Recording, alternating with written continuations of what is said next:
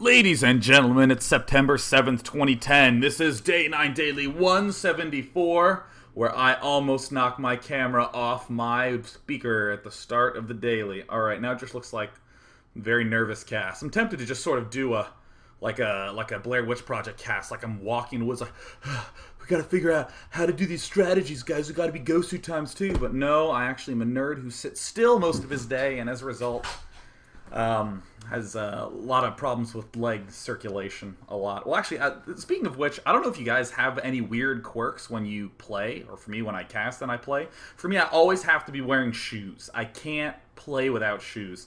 And this actually started when I started doing, like, a lot of tournaments, like live tournaments, where you can't, like, play barefoot. Well, I mean, I could, but that would be weird. It's like, alright, guys, time to play. I, like, take off my shoes, So I just started playing with shoes on a lot in tournaments and then in practice. And I just started to get used to it, and now I can't play without it. And it's always really funny when you go to live tournaments, because you realize that people have a lot of funky quirks that are not the thing you want to be seen in public with. So for instance, there's this one tournament where I went to where this guy, like, sucked his lips in. Like, they became a black hole in his mouth whenever he had to micro. So, like, it would be at the start of the game, he'd be sitting there just like thinking he was, like, really intense. And then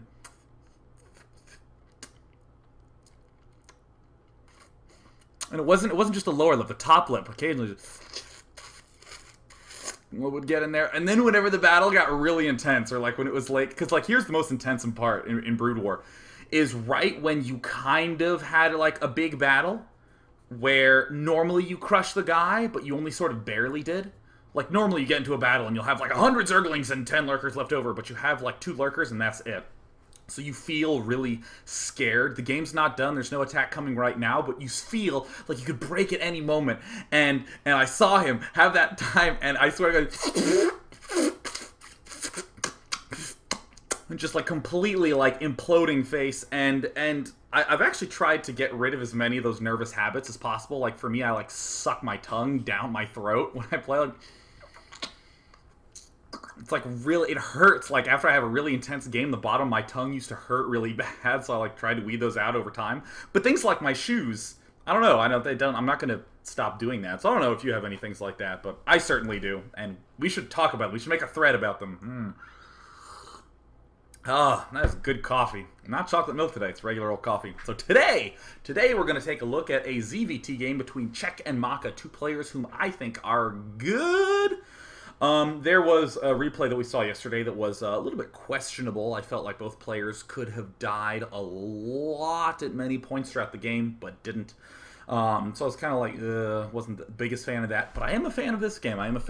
So we're going to jump right into it. It is a Zerg vs. Terran. And oh, I got to come back and say we are watching Adele play tomorrow. Oh.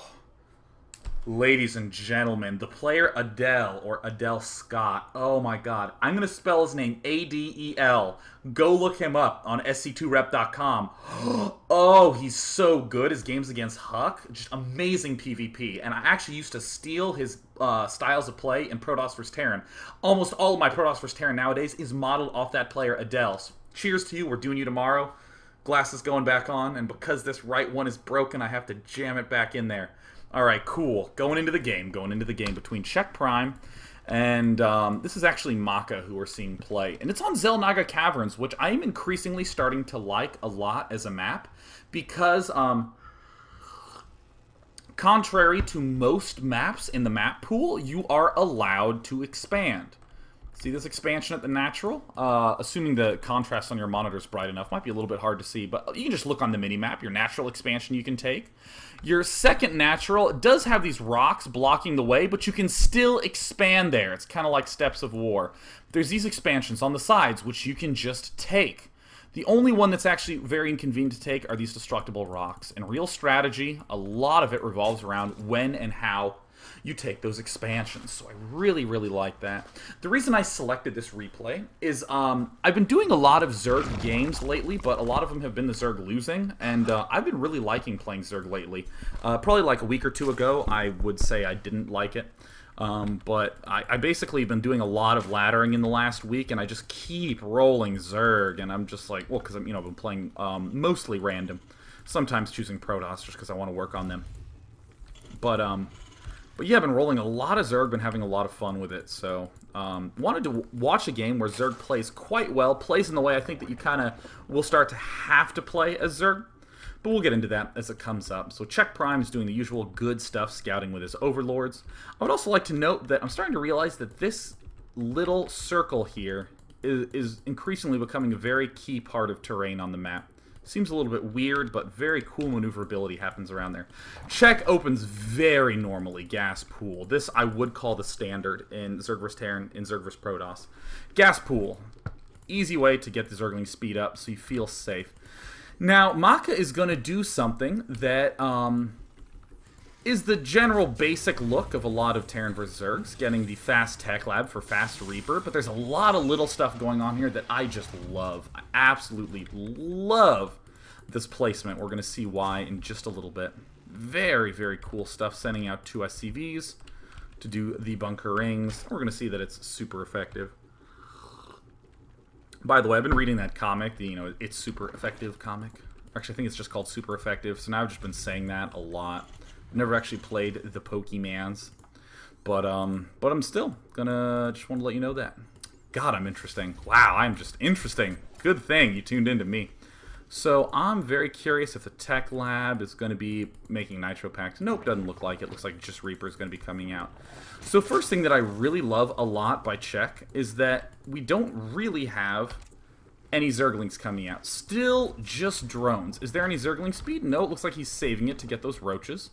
But notice that this Reaper is really beelining for the Zerg space, right? This was an 11 barracks, 11 gas, beelining, going straight for the opponent's base, as, is the definition of the word beeline.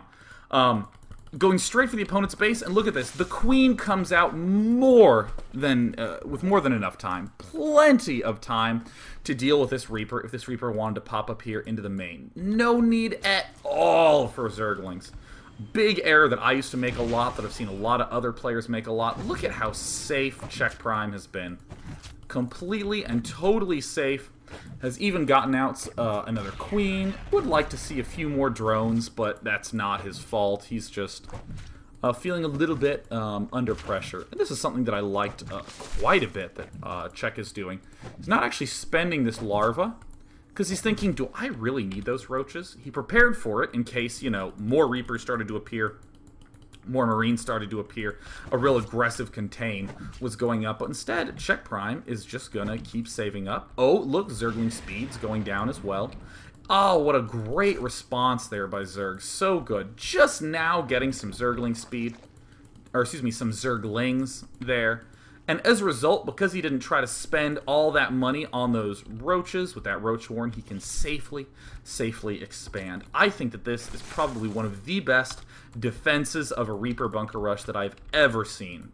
Getting both Queens out, getting the Zergling speed up, getting the roach warren. We didn't use it, but that will be useful later. Have a good amount of drones, 2 Queens, I think I already said. That's just nifty. And in the meantime, let's go back and look at the Terran's base. In the midst of all this going on, look at what the Terran has. Just a Marauder. Is getting a command center, as is expected when you do the usual 1-racks Reaper stuff. But not very much stuff. And this is the problem that will happen so much, is you'll hear me talk about defending against 3 different things at once, when really only one of those could be happening at any point in time. In other words, it's in your own head that you're having all these fears. If we go back into this game, if we look around, yeah, look, we see that Czech Prime has his Overlord in a good position. He's seen a lot of this stuff. But even so, Czech Prime basically knows, or excuse me, no, I said it right. Czech Prime knows that he didn't really need to do huge amounts of units, huge amounts of other stuff, because too often, when you get messed with early, there's this perception that you are behind.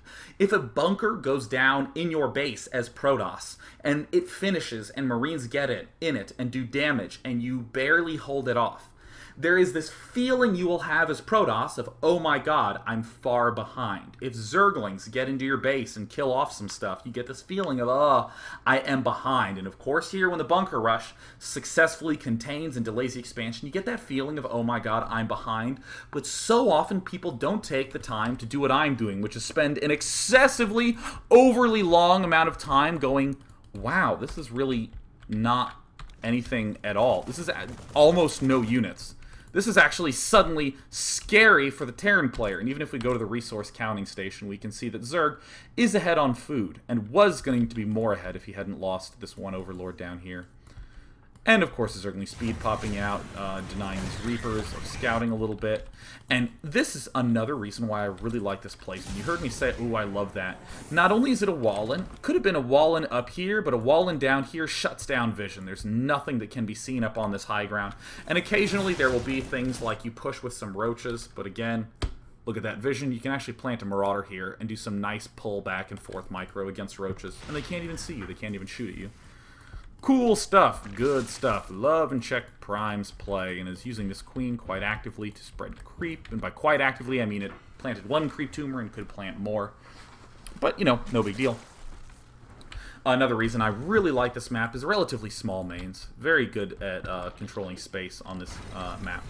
Continuing to make Zerglings, and this is the part where I think a lot of Zerg players begin to get an increasing discomfort. Actually, we'll see it in a little bit. Most Zerg players, I think, are comfortable with the big mass barracks play. Assuming they can handle the Reapers, assuming they don't die to that, they can handle the idea of a lot of Marines and Marauders coming, largely because they just make a huge amount of Banelings. Banelings are pretty easy to control against Marines. You click move, and the Banelings blow up, and you win the game. Great. Good. Cool. We understand how to do that. It's what I call the half and half. Half barracks, half factory units that players have a lot of struggles with. And we'll definitely see that coming up in a little bit, but I will note, I just want to note that now. I want to plant that little seed of thinking in your brain. Now, I will say that this is an extremely Asia server style of thing to do, to get a third hatch kind of early. Big, big, big macro style. It's a very cool way to play and very fun way to play that I think is definitely underused, because most players tend to be focusing on just getting up these two expansions, and they end up getting this layer very, very, very, very quickly, so they're a little bit low on money. But if you can, you should try this out. A lot of Zerglings and Roaches will be constructed in this style, because with this huge surplus of larvae that you have from two queens, vomiting larvae, and another hatchery, you can only really support the Zerglings and the Roaches because it's 50 minerals and 75 minerals each. If you were trying to go like Hydra Muta, it would be quite a struggle. Quite the struggle. So, more things I love about Maka. Oh yes, look at everything sort of in this general zone. Especially this missile turret. Especially that. We already see this placement is being used with this tank. These barracks are helping to constrict things. More and more and more, you're seeing good players artificially constrict movement in paths, such as up here. Look at this evolution chamber back here, blocking off Hellions from moving back here, and you're starting to notice suddenly this just feels a lot safer to look at. This just feels safer to sort of see, okay, Reaper's getting back there. No, it wouldn't really work. Okay, with this creep spread, yeah, that's pretty good. Oh, the Devil Evolution Chambers. I'm actually going to be opening up production tab for a good chunk of this game. But layers done. Not that much gas has been collected. Could go for some more Zerglings. But yeah, so this is the style that I think Zerg is going to have to increasingly do. Is more of this counterattack oriented stuff, more of this cutesy stuff. Now in the resources, we see that the Terran player is getting pretty far ahead. He's getting to about 10 food behead. I think I just said behead, and I think that's cool. I would just like to note that. You know, I just want to say, not feeling the funny today. Not feeling it. Tried to be funny a couple times. It was a little flat. A little flat. So I'm just going to state the situation and just say there would have been a joke here. And that way you can conceive of me at my best. I just haven't had enough coffee today. Had a long day, did a lot of work. But when I said behead, it's a good place for a joke. I think it would have worked great. Anyways, coming right back to the game. Cool, cool. This is the part where I think most Zerg players start getting really a little bit frightened. We see that there are a lot of Hellions going to be underway. We see the Infernal Pre-Igniter upgrade going down. We're trying to get Medivacs. We're trying to get a good amount of Marines. No upgrades by Maka. That actually blows my mind. When I watch Maka play, he's actually quite aggressive. Really, really, really, really likes to push into his opponent's face a ton. But this is going to be pretty damn slow to be able to do much of anything, but that's okay. We're going to briefly ignore that. Coming back to the Zerg's base, we have the double evolution chambers doing all the upgrades. Pretty damn late Spire, but again, we have the ability to make a lot of units with this extra hatchery. And look at the queens. Anytime it's high on larva, you just go to the third hatch. Or excuse me, anytime it's high on energy, you go to the third hatch. We have the speed upgrade for overlords, and I think speed upgrade for overlords is kind of an underrated ability. People tend to just pop into the main and see what's going on. Alright, cool, I see what's going on now. I am happy. But if we just go to the Zerg's vision, with this spread, we now have the ability to do counterattacking a lot more easily. A lot of counterattacking. And just look at the map. This back door says, please counterattack here. And even this location says, please counterattack through here. That is something that you should just accept as true and feel free to counterattack along said lanes. So, now we see many Mutalisks coming up, but notice that this was not a Mutalisk rush by any means. There's a lot of Zerglings here. We have the expansions going up. We have the double upgrades going up. We have a lot of the Overlords spread out. I mean, already Zerg's at 100 food by the time he's first getting his Mutalisks up.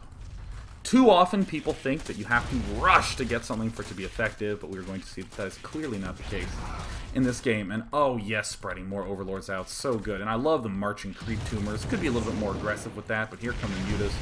And what's kind of funny is that most players are comfortable handling really fast Mutalisks, but it's these kind of delay Mutalisks that become a problem. I just want you to briefly look at this situation. I'm actually going to back it up just a pinch to right here.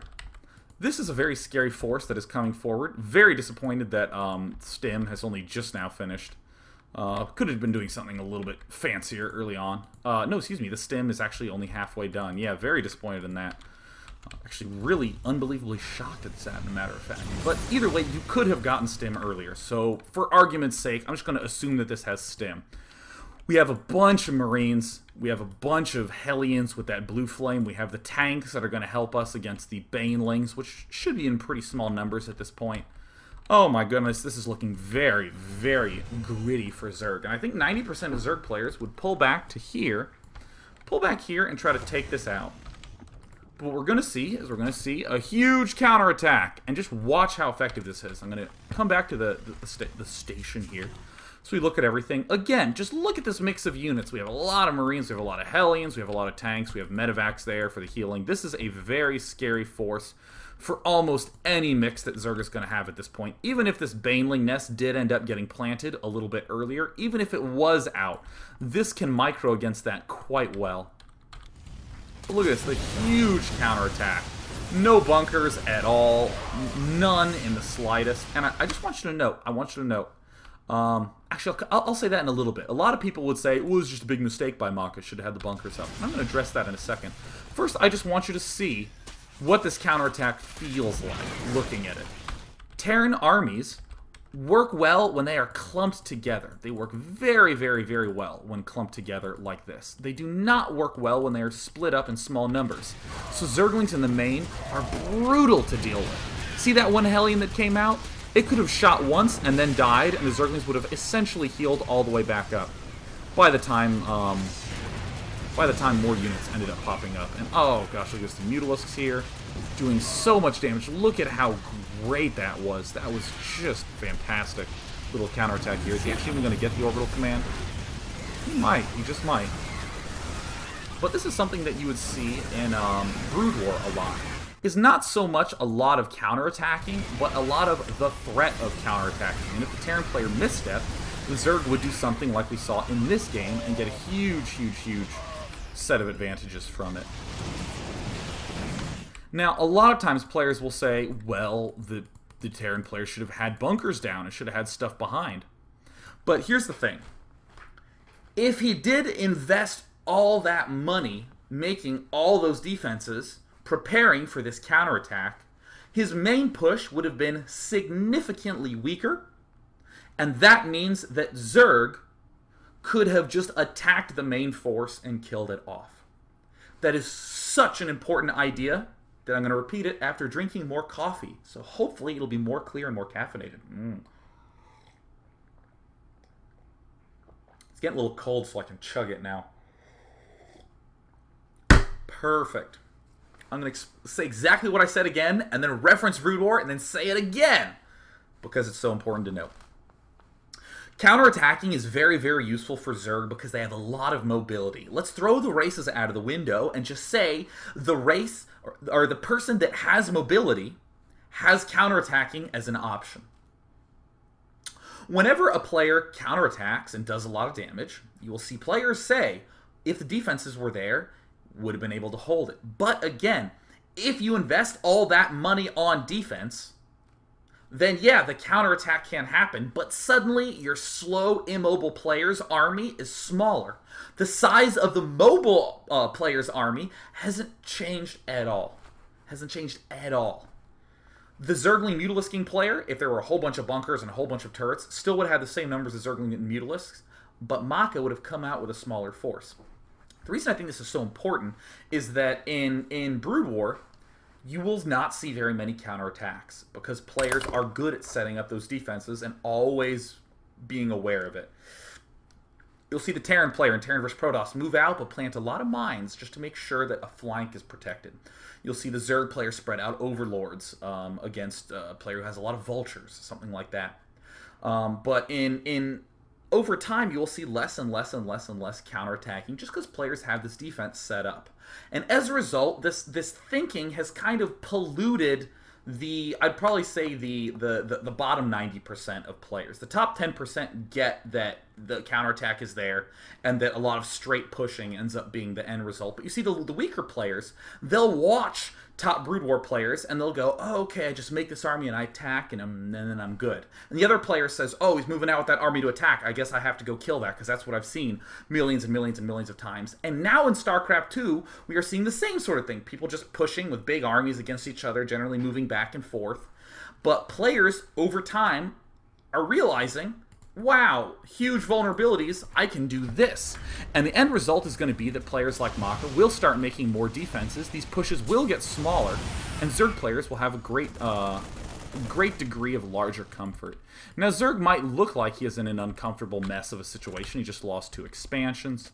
He wanted his gold, he wanted his expo, but he's just going to go ahead and retake them. And I'm actually going to leave this resource counter up again because we have ourselves a fairly even game right now. Would like to see more upgrades getting churned out. And also, I think that this is a very undervalued expansion location. If you expand here, as Zerg, you should really consider expanding here because, again, if Terran pushes this, you have this counterattack path opened up very wide for you. Or if they push up here to this expansion, then you have this counterattack path and this counterattack path open up very, very wide. Counterattacking is going to be very, very strong. You hear me talk a lot about the Nidus Worm and how awesome that is, but counterattacking is really an extension of that idea. So look, here comes Terran's push again. Is Terran well defended? No, he's still looking a little bit skimpy, but Terran is actually moving along this right side to defend against a counterattack.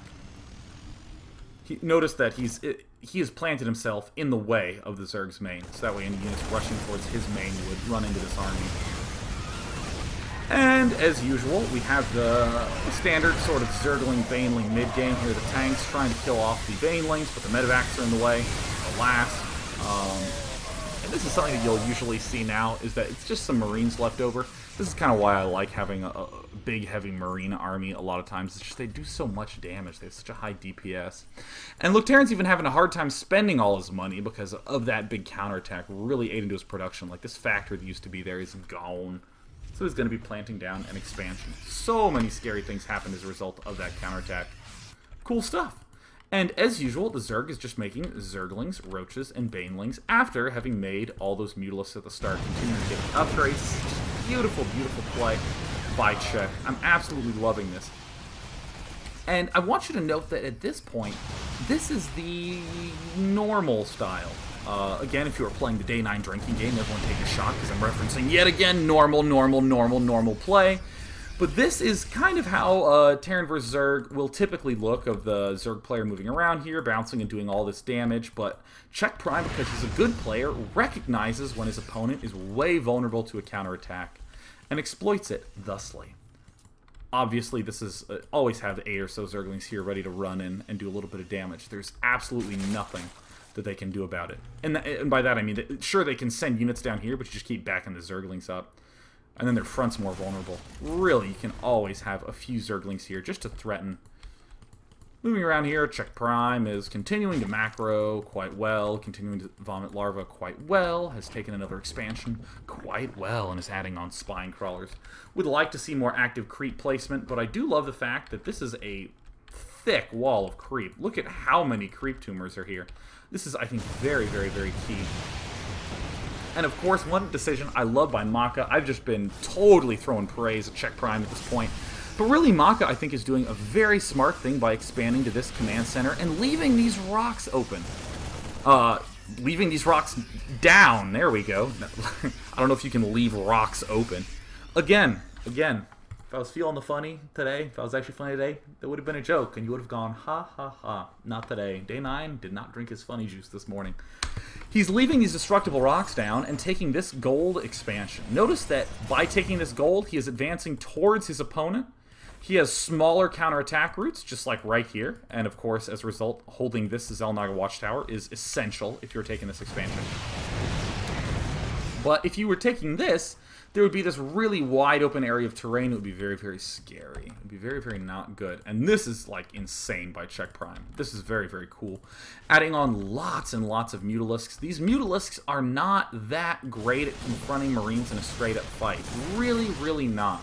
But what they're great at is annihilating a main. Doing a great job of picking off anything that is outlying, forcing things to pull back. Again, just sort of encouraging the Terran not to move out of his base, making Terran scared to do that.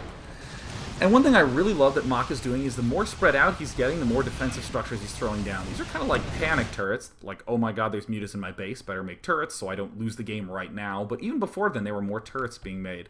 And we can see more turrets are being made, and as we advance up here, more turrets being made.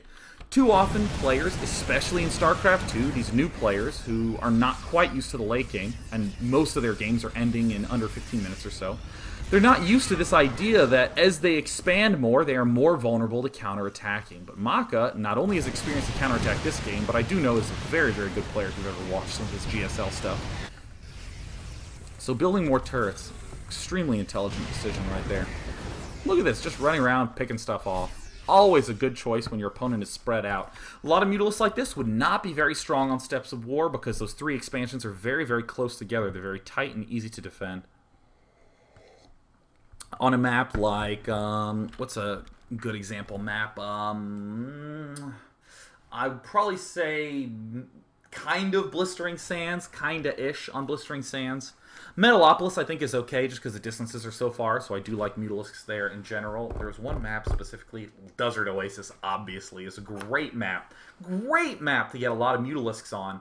Not just because of the short air distances, but picture in your head the Terran taking his main and his natural expansion, and then any third base. Doesn't matter what the third base is, the main is far away from the natural, is far away from whatever third base you take. Mutalisks really, really like that. Really, really, really, really good. And Xel'Naga Caverns. Especially once this expansion gets thrown down. This expansion is awkward as all hell to defend. More aggressive pushing. Oh no, little SCVs trying to repair. By the way, for any of you who are interested in getting this replay, it's a... Damn it, I'm gonna try to say it again! For any of you who are looking for this replay, go to sc2rep.com. Man, sentences are just not flowing freely today. And again, more counterattacking. More just usual sort of harassment. If we just go to the resource menu, Zerg is just staying real far ahead.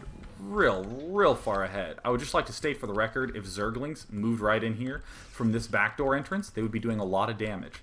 Imagine all this stuff that Zerg had done with attacking this and moving down here. With 8 Zerglings here, wouldn't have affected Zerg's play very much, would have really deeply affected Terran.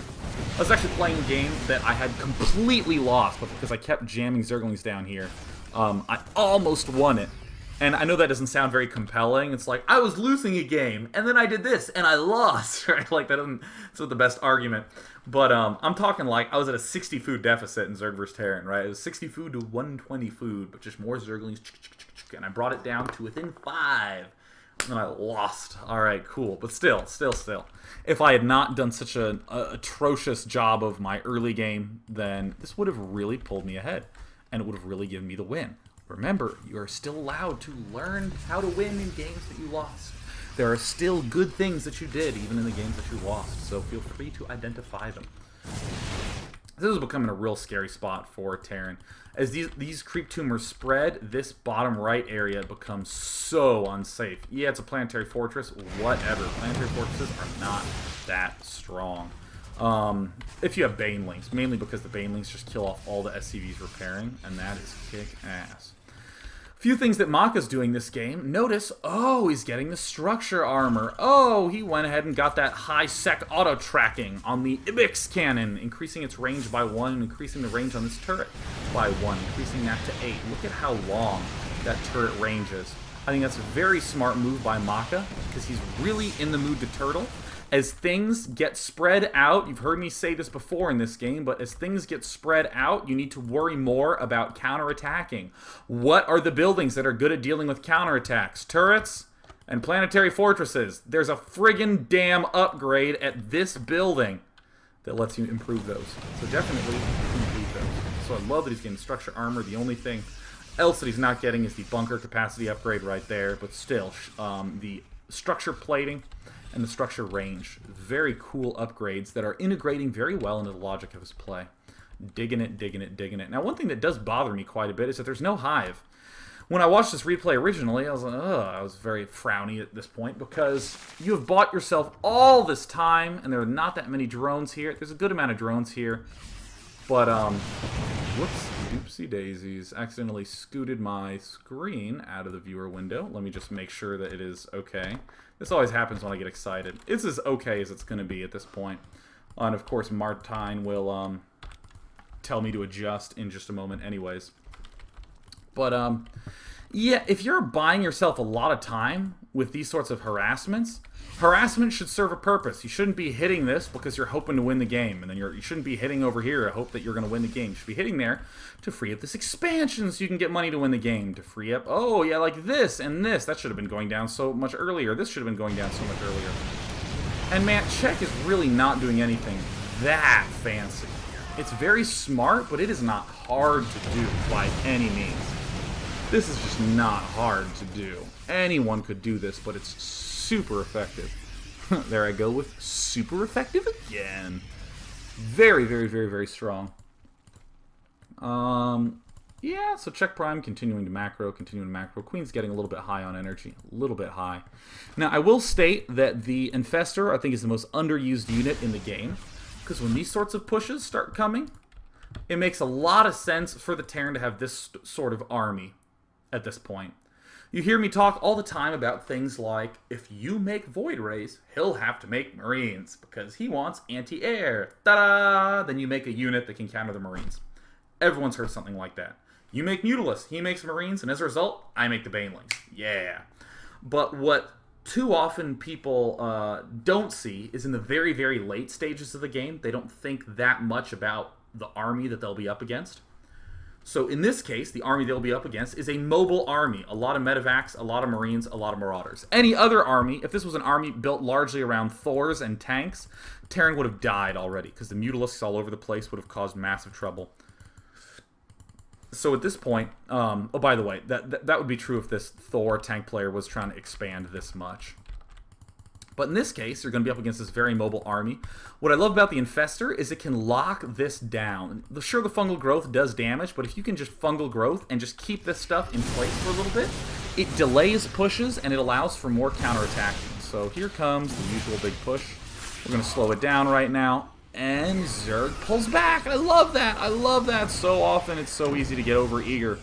But what Zerg is going to do is keep up with this idea of threatening all the various places at once. The Mutalisks are going to go in here to draw everything to this location.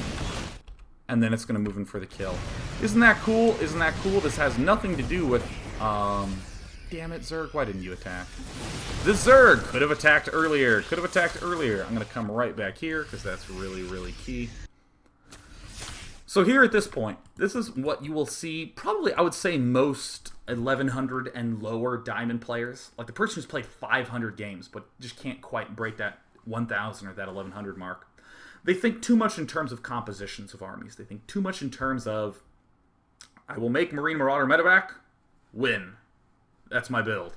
And likewise, the Zerg players will just go Roach, Zergling, Baneling, and Muta, and win. But a lot of stuff about angles is super important. I love that Czech pulled back here. Pulled back, could have chased after this army, could have chewed through a lot of it with that number of Banelings. But now notice this, by pulling back here, the Mutalisks easily threaten this. 5 turrets is gonna lose to these Mutalisks. Gonna lose to it absolutely, totally, clearly. The only way that this Marine Marauder Ball can get there in time is by running here. The other path it would have to take is back along that way. That's way too long. The Mutalisks would have killed it already. So look at this. This Marine Ball does not want to leave this planetary fortress that is reinforced by these tanks. It doesn't want to at all. But the Mutalisk just moving a little bit this way forces everything to be right here. And right there is the perfect time to attack. Notice that it's very hard to retreat because there's a mountain in the way. Oh, okay. Easy pince. Easy, easy, easy little pincer attack. So when I saw this, I was like, doing! And then Zerg did nothing, and I was like, so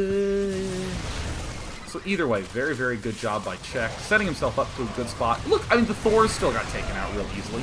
Ordinarily, the Thors with their range 10 do a lot of damage from far away places. And oh cool, Czech just backed right out again and is going to head right up here to the gold. Same thing, look, this army has to rotate through this path, and Czech Prime's going to wait, he's going to wait, and then he's going to hit it right as it's trying to get here, where it doesn't have anywhere to retreat. Not quite the ideal positioning, not quite. Oh, it was so close. I mean, he had it right there. Right there, the Marines just moved through the vulnerable spot, but Zerg backed away again. Little tiny window that you can force. You can force your opponent to have all his stuff right here by bouncing back and forth, threatening multiple attack angles. So much of what made me happy about this game was not the fact that it was a lot of Mutas, Zerglings, Banelings, and Roaches. Anyone can make that. It's how he went about doing this. And it doesn't look like Terran was able to take that out. And we're suddenly in the same position again. Notice that that wasn't a one-time thing. It wasn't like Zerg had an opportunity to take it and he didn't. Zerg is going to be in this spot time and time again when Terran takes this base and Terran takes this base, this little piece of terrain, as he's trying to attack this and attack this and attack this and attack this.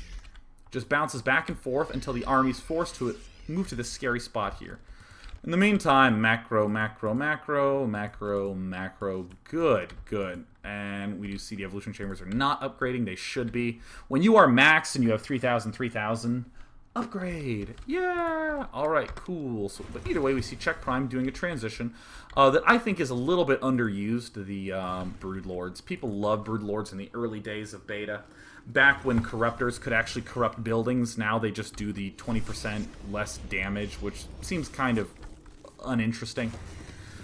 But the Broodlords are still an incredibly, incredibly, incredibly strong unit. I love that Czech Prime is not suiciding his whole army.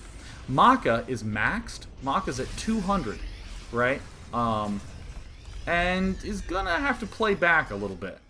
Really a Terran player when they get to 200 can turtle, but in a lot of circumstances they're gonna want to push because they have a very scary army.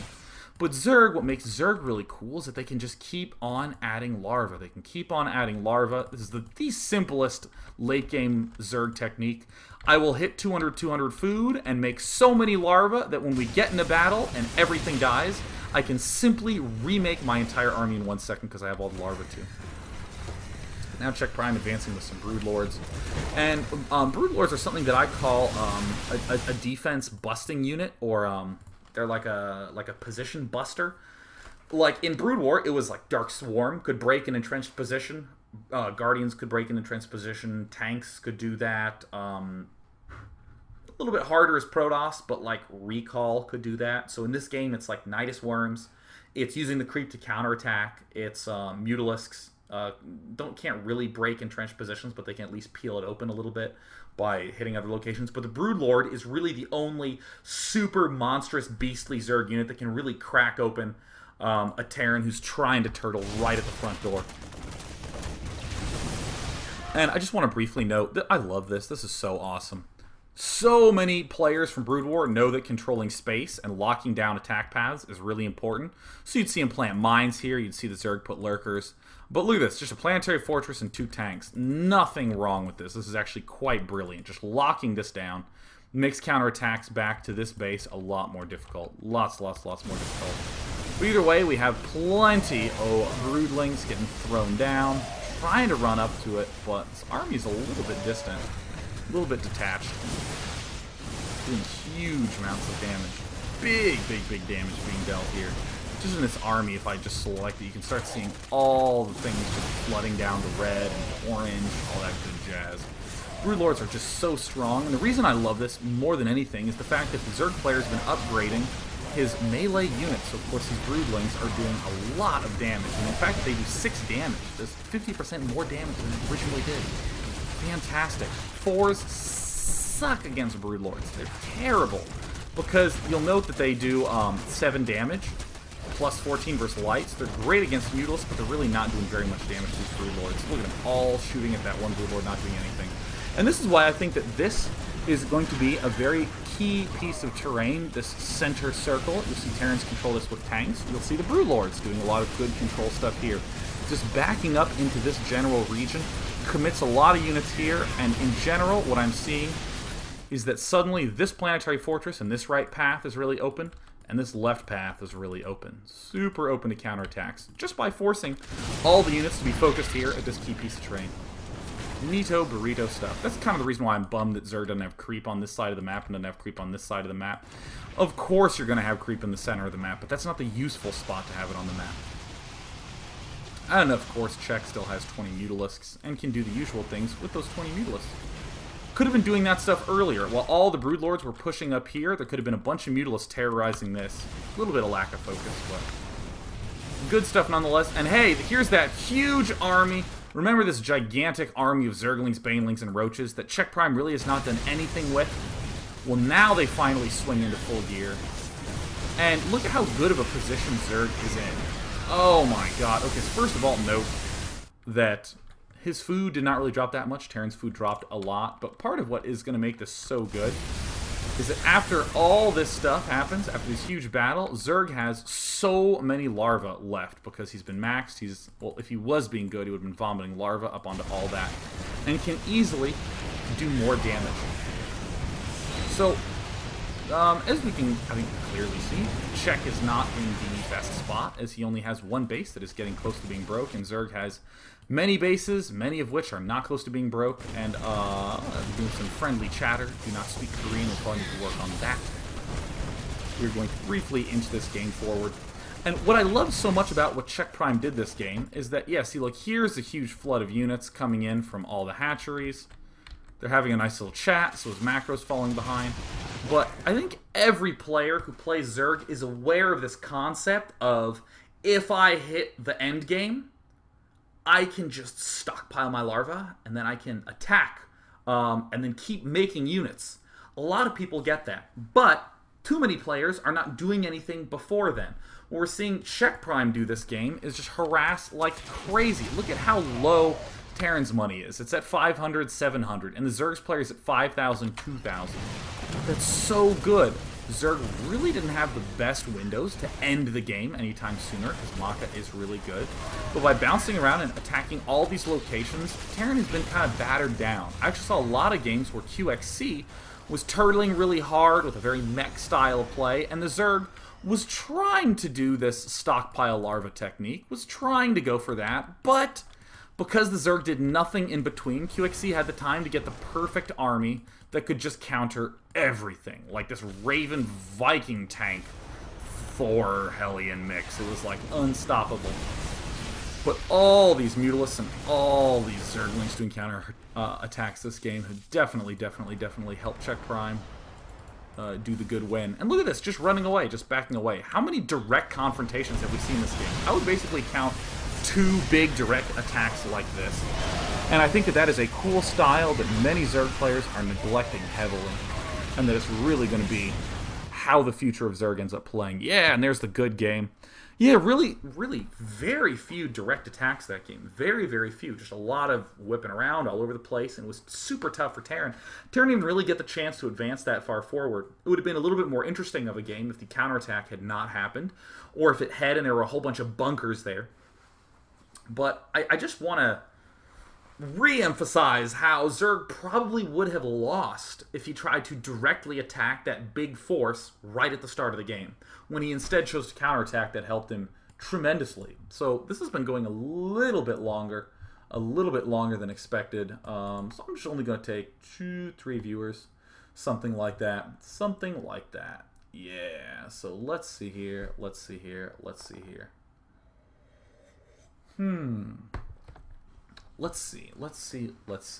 Oh, here's a good question by In Your Base, who says, Dear Day 9, I thought Maka's first barracks placement was interesting, but my instinct said that the tech lab and add-on was vulnerable to Zerglings and whatnot. Why was that tech lab safe against Zerglings? So anytime... Okay, so this is so important. So there's 2 steps to this question. Or actually, I should say to this thought process. In Your Base said, my instinct said the tech lab add-on was vulnerable to Zerglings and whatnot. That's a step 1.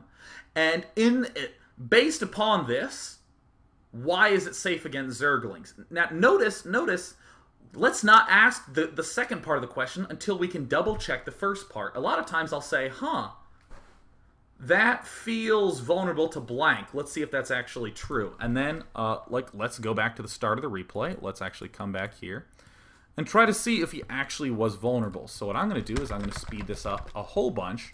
And it's very easy to get these sorts of timings down. A lot of times what I'll do is I'll just watch from the Terran point of view, and there's the bunker, or the barracks going down. And what I'm going to do is I'm actually going to see, oh wow, the spawning pool, it was pretty early. It was gas, then pool. Pretty damn early. Speeding it up. Looks like this Reaper is going to be done by the time Zerglings could have been made and wandered all the way to this side of the map.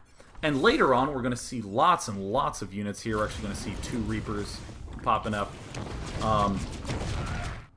So I think that in the early game, it's definitely not going to be dying to any sort of Zerglings anytime soon.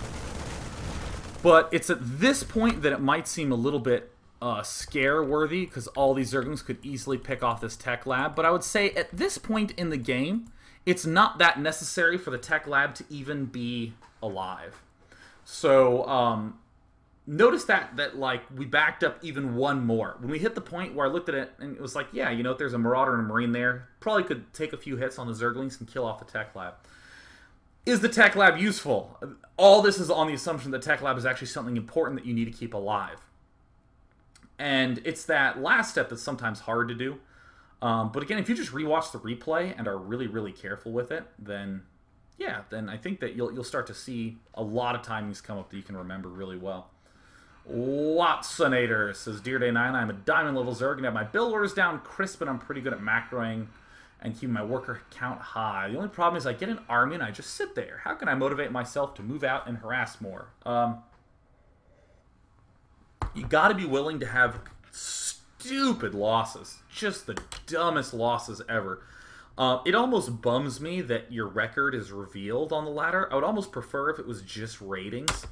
So that way, none of these silly discussions would come up. Because people say things like, oh, he's a 1500 diamond player.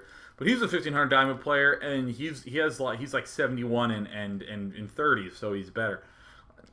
It doesn't matter, you know. It doesn't matter. Like I promise you this, that if I warp gated everyone, I would be able to be the #1 ranked player in the world with a really high win percentage. I can actually say that with confidence. But in about a month and a half, when everyone knows how to hold off a 4 warp gate, I'm going to be the worst player in the world, because I was trying to play for the win instead of playing for the learn. And dumb losses are very educational. So feel free to just try to do some harassment. If you're having a very immobile army, one of the most important things to do is just kill off the rocks at the gold. Kill off all the friggin' rocks on the map. Especially if you're playing friggin' Delta Quadrant, where you're not allowed to expand anywhere. Blizzard. Remove the destructible rocks, please.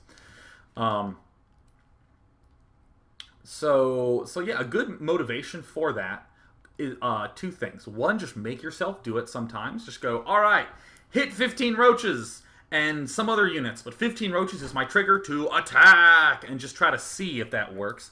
Also, rewatch your replays and watch mainly his base. A natural tendency in a replay is to watch just yourself and to occasionally check back to his base. But if you just watch a lot of him and then check back to what you did in that game, you'll start to realize, holy crap. Like, I remember I rewatched a Terran player play, and I thought the game was actually really close. And it turned out that he was like 80 food behind me, something ridiculous. And I would never have known. I would never have known it if I didn't rewatch the game. And when I rewatched it, I was kind of like, wow, he has like a bunker, 2 Marines, and a tank. I wonder what I have. And I looked, and I had like 8 Stalkers and 15 Zealots. And I was like, oh, I could have just attacked here and immediately won. Nice. And again, just rewatch a lot of replays and try to see times when maybe an attack will be good. And then go in and attack, and half the time you'll find out it was a terrible idea. But again, you are learning, you are learning. Going to go ahead and take just 2 more questions. First one from Shecky. Day 9, considering Terran was focusing so strong early game on that Marine Marauder ball, why do you think we didn't see any infestors? A lot of it is to do with the distribution of resources. In this game, Czech was investing almost exclusively in Mutalisks. That's where his gas was being dumped into, and I'm kind of fine with that. Sometimes you'll see players dump all their gas into upgrades, and I'm also fine with that. And if you'll watch the little one play, he dumps all his gas into infestors, and I'm definitely fine with that. It's kind of like a choice. I would say that the infestors are a little bit more of a direct way to deal with those Marine Marauder balls. You just lock them down with the fungal growths and do a lot of chipping damage and waste all the energy on the medevacs and all that excellent stuff. And you do a lot of expanding because you have the extra resources too. With the Mutalisks, you're kind of avoiding the Marine Marauder ball and using the fact that it is a ground army that has to stim to get places fast, to hit a lot of places at once. So I think that's okay. I think that's completely fine. Just depends on whatever you spend your resources on. Make sure that you have some stylistic consistency. Mutalisks die really easily to Marine Marauder balls, so counterattack a lot, hit a lot of weak points, and you'll be in good shape. If making the infestors, make sure that you don't die to those big pushes because you have good fungal growth time. Phildo says, Phildo slaps me around with a little bit of large trout. Excellent. Good old MIRC stuff. Yeah. I'm going to take one more question.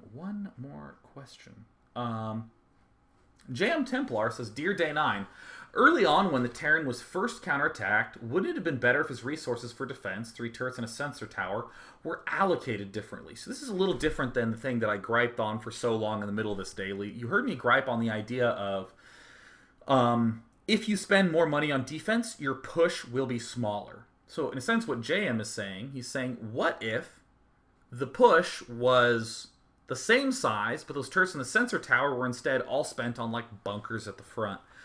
Mutalisks and Zerglings especially, because they're so fast, are good at exploiting that sort of thing.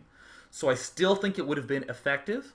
However, I will say that the Terran player, actually any player who's suffering from counterattacks, you need to get creative with your money, because what you don't want to do is make those 3 turrets and make that sensor tower and then go, okay, let me make 4 bunkers and another extra turret just in case, and then I'll attack. Because you don't have any more units, you're just defending. That's why I'm in love with these players who are like building pylon walls to block entire segments of their base off. I actually watched a replay that Tester did on Metalopolis. And your natural expansion on Metalopolis really, really far spread out.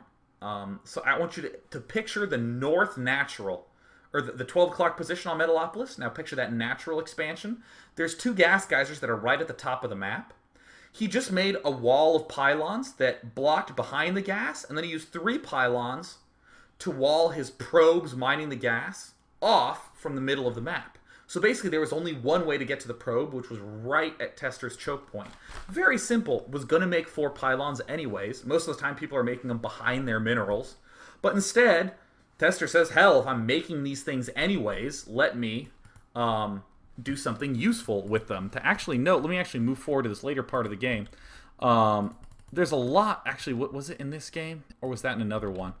like you'll see a lot of players just build 2 supply depots, one here and one here, to wall off this back area from counterattacks. Or they'll build a depot here and here. These depots aren't serving too much of a purpose, but they could be. They could be, or hell, you know what? How about if we made all our depots in a big wall like this?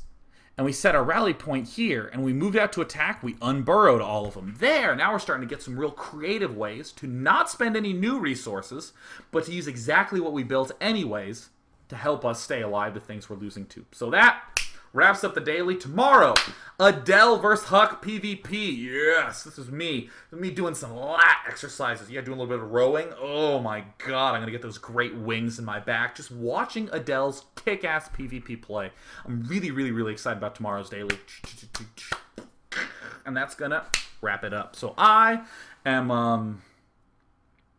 think I'm going to get some more chocolate milk. Toodaloo. Toodaloo. Toodaloo. Toodaloo.